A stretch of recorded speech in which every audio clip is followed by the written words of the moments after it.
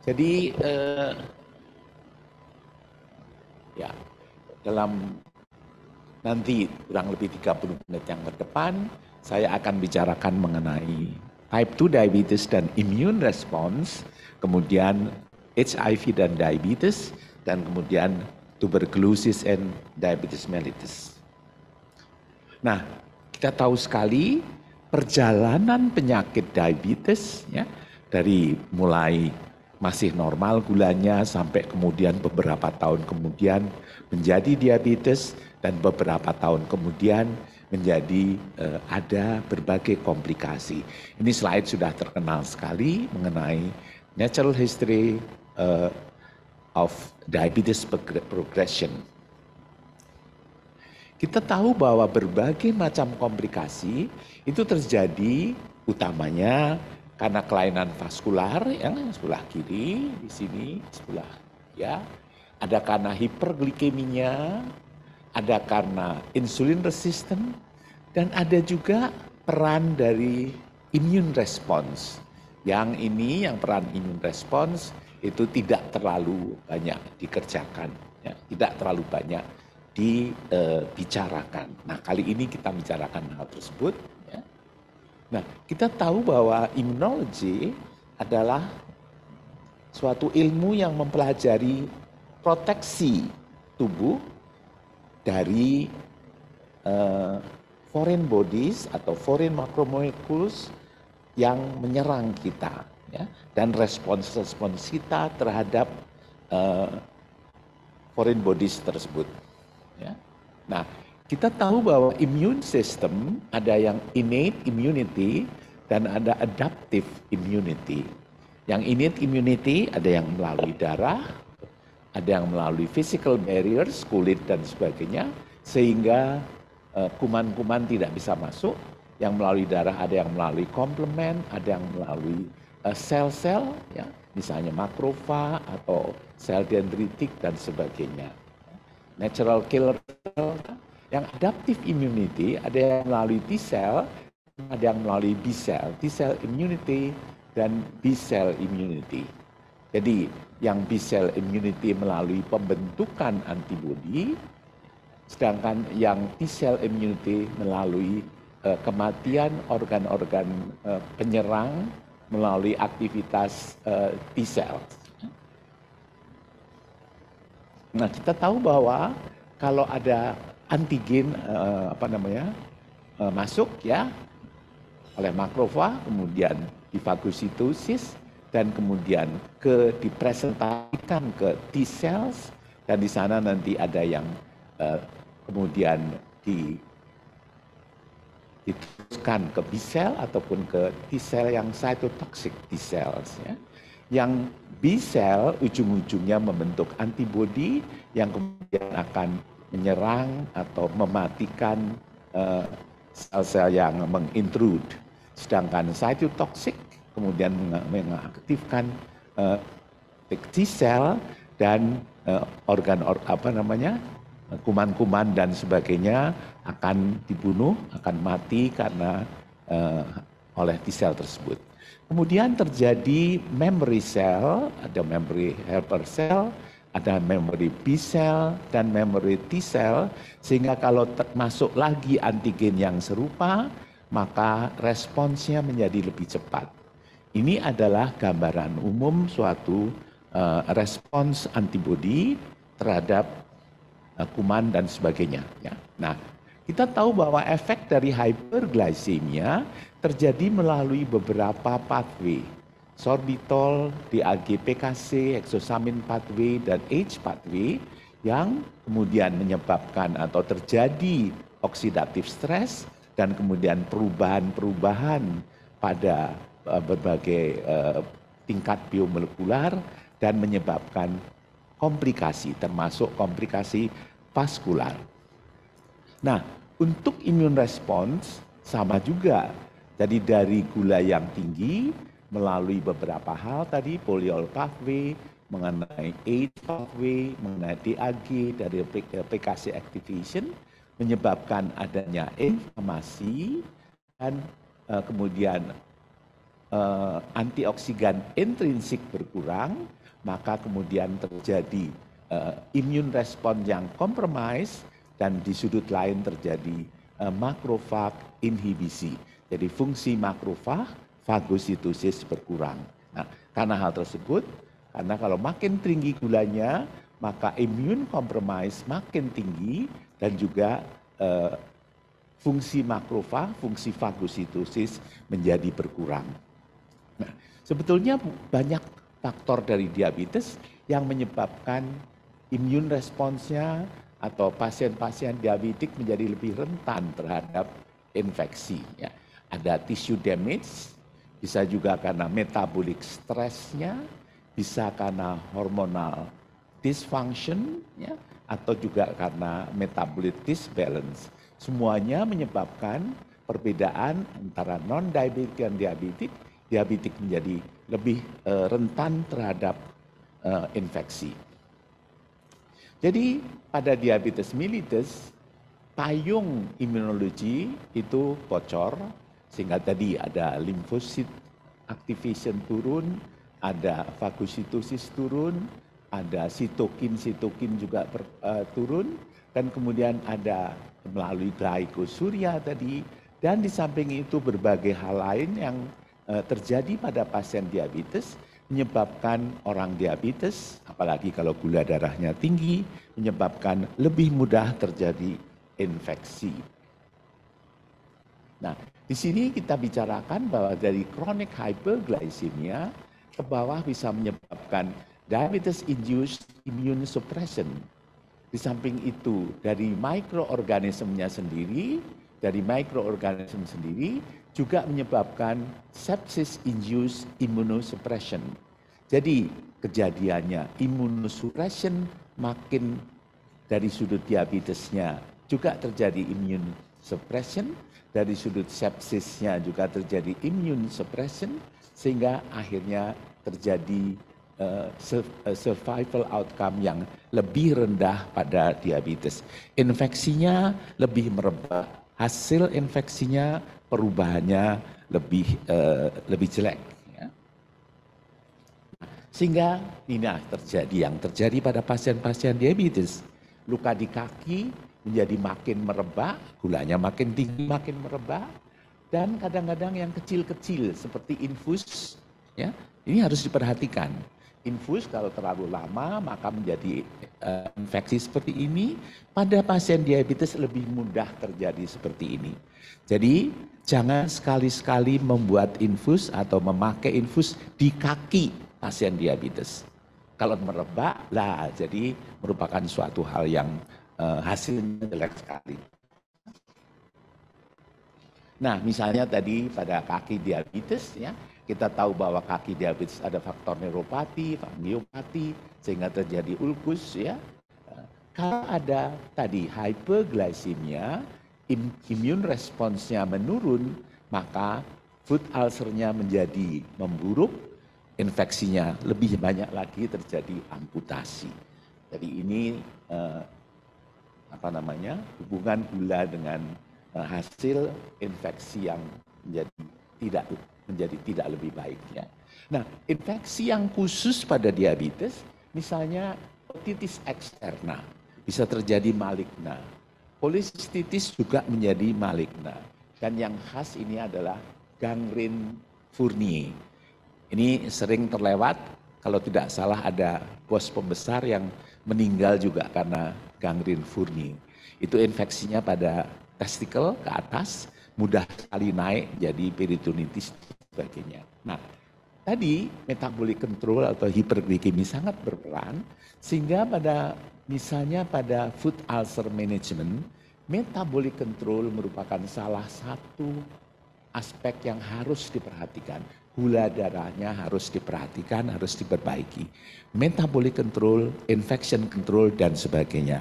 Ini contoh pada pengolahan kaki diabetes. Nah, bagaimana dengan penelitian-penelitian kita?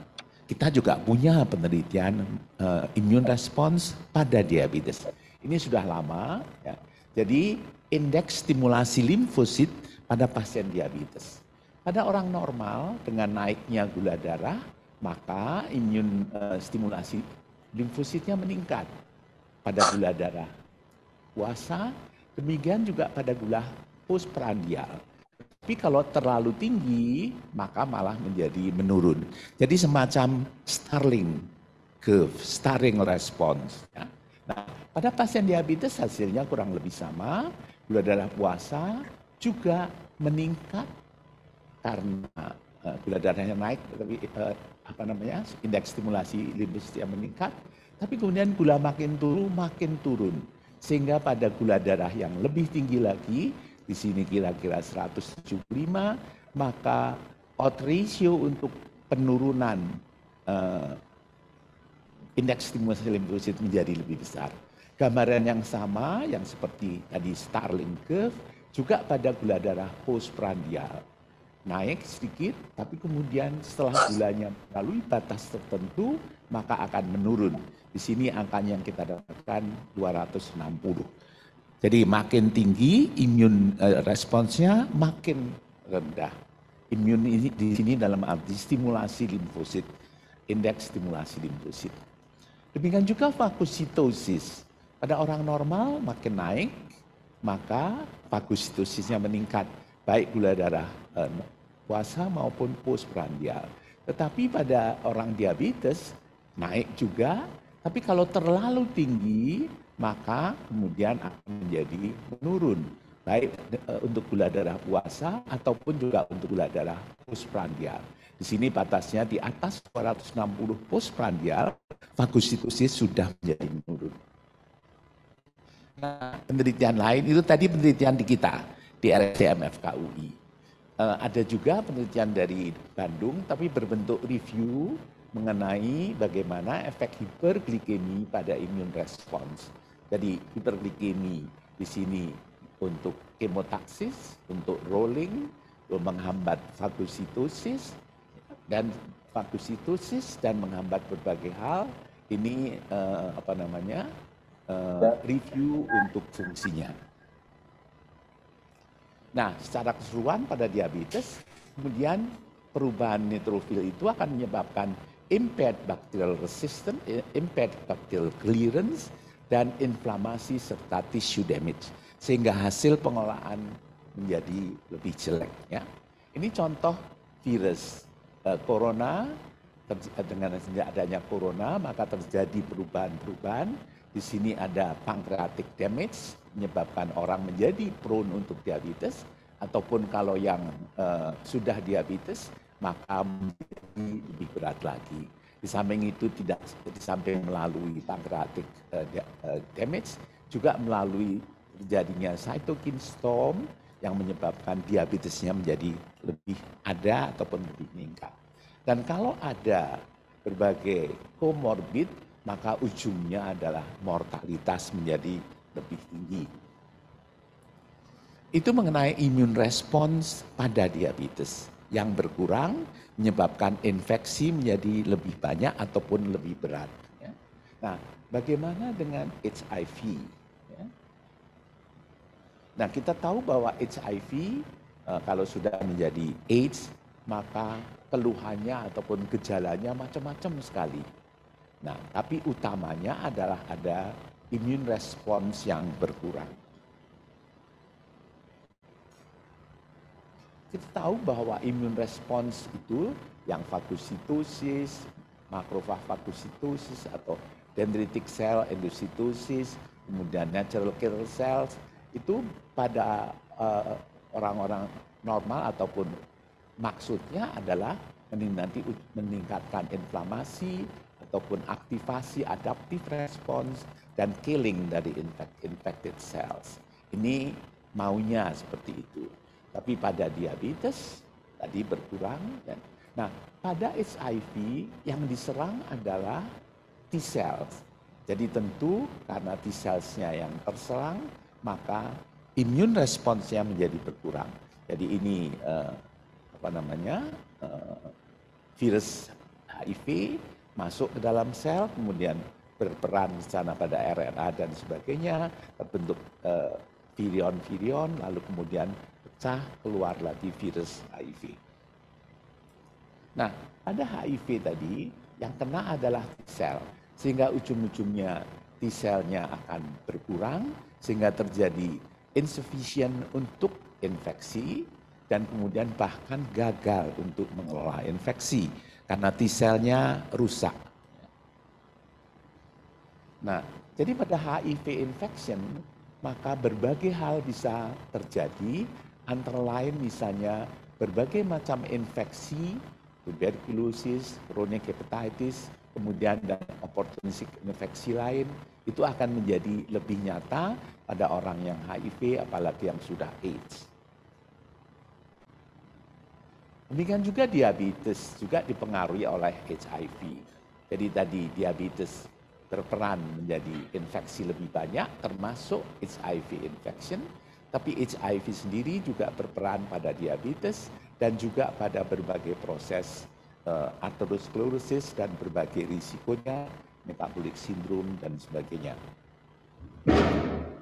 Nah, diabetes mellitus, AIDS mirip diabetes. Ya, ada diabetes mellitus sama-sama tidak bisa disembuhkan, bisa dikendalikan, berobat seumur hidup, perlu penyuluhan, ya, diabetes sangat perlu penyuluhan dan bisa menyebabkan. Bedanya di sini tidak menular.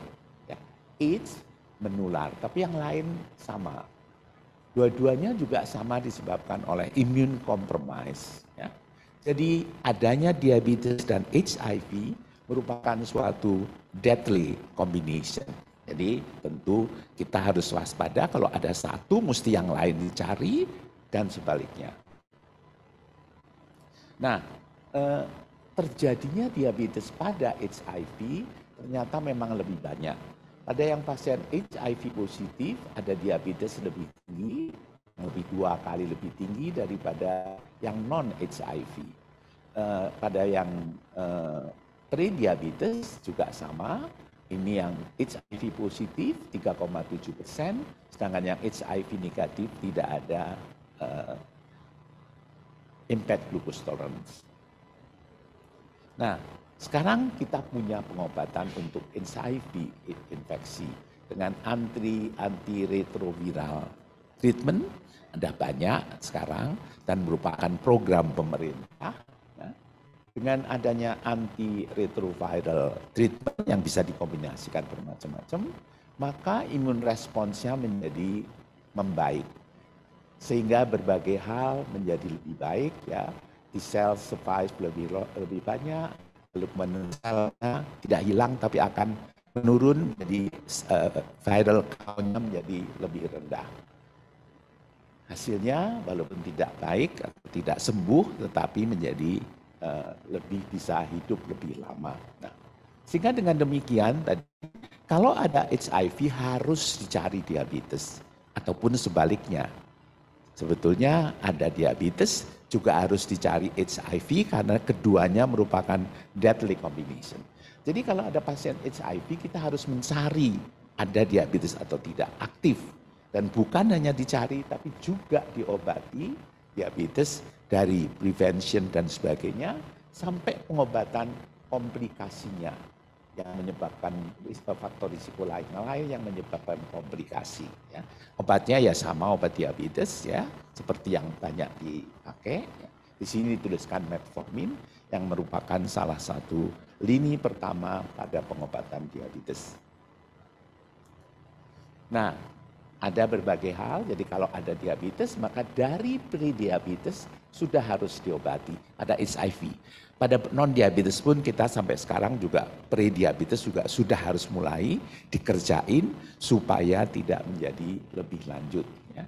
Kalau ada type 2 diabetes, ya, ini harus segera dan sering kita harus ke diabetologist, ke ahli endokrin, bukan dikelola oleh dokter yang non-endokrin, ya, supaya hasilnya lebih banyak. Nah, kita tahu bahwa pengelolaan HIV sekarang ada khusus. Jadi untuk dokter primer saya kira tidak mengelola HIV. HIV dikelola di kelompok khusus, obat-obat juga khusus, program pemerintah. Ya. Jadi untuk mereka tentu harus aware betul bahwa diabetes harus dicari dan diobati dengan sebaik-baiknya. Sebaliknya untuk yang pasien tadi HIV harus dicari diabetes. Diabetes juga harus dicari ada HIV atau tidak. Tapi memang deteksi dini agak sulit. Kalau untuk diabetesnya sendiri saya kira sekarang umum setiap orang diperiksa gula darahnya, jadi kita bisa mendeteksi lebih dini lagi, mencegah lebih dini lagi. Tapi kalau HIV barangkali reluctant untuk diperiksa. Ya. Orang tidak begitu saja mau diperiksa HIV, bahkan dulu ada yang kalau mau periksa HIV harus pakai teken. Ya, sekarang mungkin tidak, sekarang untuk yang orang-orang check up sudah terus diperiksa juga langsung. Ya, sehingga dapat diketahui lebih dini dan kemudian dikerjakan berbagai cara pengobatan, cara pencegahan dan sebagainya yang sekarang sudah lebih terbuka. Ya, kalau awal-awal dulu kalau tidak salah waktu Menteri Kesehatannya Dr. Nafsi Amboy mempopulerkan pemakaian kondom kan ribut juga, ya. Tapi sekarang sudah lebih umum, walaupun tentu kita mempopulerkan kondom, tidak mempopulerkan seks bebas. Ya. Nah, tuberkulosis dan diabetes ini juga merupakan kombinasi yang deadly juga. Dahulu sebelum zaman insulin itu kematian pasien diabetes sudah death sentence dan terbanyak kelainan kematian pada diabetes waktu itu adalah dari diabetes, dari tuberkulosis. Ya. Jadi sekarang diabetes makin banyak, tentu kemungkinan TBC juga makin banyak, makin besar. Dan kematiannya menjadi lebih banyak kalau TBC, dan kemudian relapse sesudah pengobatan juga menjadi lebih banyak. Karena itu dalam hal pengolahan diabetes, pengolahan tuberkulosis pada diabetes, kita memerlukan hal yang lebih perlu lagi, lebih baik lagi. Seperti tadi sebetulnya hubungan antara HIV dengan diabetes. Hanya yang ini tentu kalau tadi adalah kelompok khusus yang mengelola. Kalau misalnya tuberkulosis, dokter primer. Dokter primer harus mengerti persis mengenai hubungan tuberkulosis dan diabetes. Nah, ini data-data kita. Jadi risiko pada pasien diabetes untuk terjadinya TB itu bisa 3 kali lipat untuk terjadinya TB pada pasien diabetes. Nah, kita juga punya penelitian mengenai hal tersebut, ya. Jadi Yulinta Arlini ini memeriksa yang TB laten dengan uji IGRA, ternyata dapatkan uji laten TB laten pada diabetes cukup banyak, 33%, ya. Kemudian TB aktif 0,4%, ini faktor yang risiko merokok dan A1C yang tidak terkendali, ini merupakan risiko terjadinya TB. Dan prevalensi DM pada TB adalah 14,8, tinggi sekali. Jadi kebersamaan DM dan TB. Nah, tadi high glucose menyebabkan melalui innate immune response, innate immune system maupun adaptive immune system menyebabkan infeksi lebih tinggi, termasuk infeksi tuberkulosis. Apa yang terjadi pada site of infection, fagositosis berkurang, kemudian pada regional lymph node fungsi sel T berkurang, dan pada daerah infeksi maka terjadinya granuloma, ya, jadi dissemination dari kuman menjadi lebih banyak pada TB dengan diabetes. Nah, jadi pada DM kemungkinan MTB infection menjadi lebih tinggi. Kemudian juga kemungkinan terjadi laten diabetes, laten TB lebih banyak. Dan dari yang TB terjadinya over TB menjadi lebih banyak juga. Ini berbagai hal yang terjadi pada pasien TB pada diabetes yang ujung-ujungnya adalah meningkatkan TB transmission di samping juga hasil pengobatan yang kurang baik. Ya. Jadi efek daripada diabetes pada tuberkulosis ini lebih banyak, ya, hemoptisis lebih banyak, ya, kemudian ada hubungan lain, ada obat-obat diabetes, mungkin jadi ada hepatotoxicity. Dan hasil outcome pengobatan di TB pada DM, jadi ada hasil pengobatan sputum negatif menjadi lebih banyak dan recurrent TB pada diabetes lebih banyak. Sebaliknya atau diabetes menyebabkan terjadinya TB lebih banyak melalui tadi immune response yang berkurang, ya, dan kemudian ada berbagai hal lagi yang menyebabkan TB-nya menjadi lebih banyak atau lebih berat dan lebih susah diobati.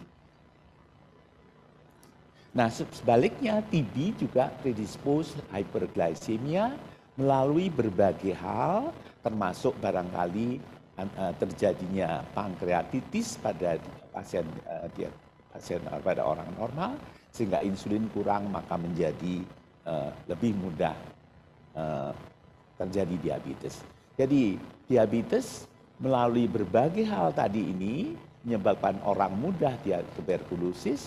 Sebaliknya tuberkulosis juga menyebabkan diabetes melalui berbagai hal ini. Antara lain tadi terjadinya pankreatitis TB. Nah, screening untuk diabetes pada TB perlu. Jadi dua-duanya deadly combination. Jadi screening diabetes pada pasien TB. Semua pasien TB harus di-screen diabetes. Ini screeningnya, bulannya. Jadi kalau ada yang abnormal maka harus segera diulang, diyakinkan bahwa diabetes ya atau tidak, ataupun pre-diabetes juga. Dan kalau sudah ada diabetes, maka harus diulang lagi kalau terjadi keluhan-keluhan hiperglikemi. Ya.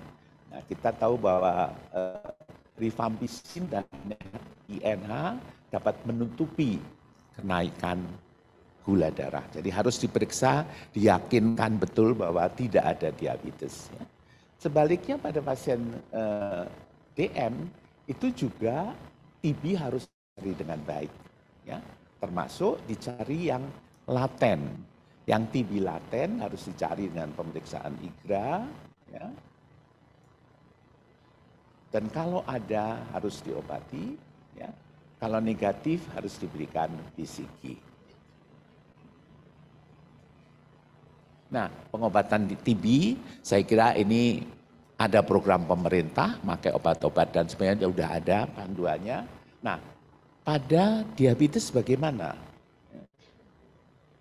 Pada diabetes, pengobatannya diperpanjang, ya harus lebih baik dan diperpanjang. Dan kemudian pada akhir pengobatan, yakinkan bahwa negatif dengan dilakukan kultur. Ya. Dan kemudian kalau sudah baik, 6 bulan kemudian harus dicek lagi bahwa betul diabetes TBC-nya hilang. Ya. Nah, pasien diabetes yang mendapat TB, ya, ini di klinik TB harus ada pemeriksaan gula darah, harus ada dengan baik. Ya. Kemudian kalau pasiennya TB ada diabetes, gula darah harus sebaik mungkin supaya hasil pengobatan lebih baik. Umumnya memerlukan insulin, walaupun tidak harus memerlukan insulin, tapi memerlukan insulin untuk pengendalian cepat. Nah, untuk yang laten kita harus cari laten diabetes, laten tuberkulosis harus dicari, dan kalau ada tentu dilakukan pengobatan pencegahan dengan INH seperti pada anak kecil. Nah, HIV itu sama dengan diabetes tadi, sama-sama immune response. Jadi HIV dan TB juga sama dengan DM dan TB. Jadi increase kasusnya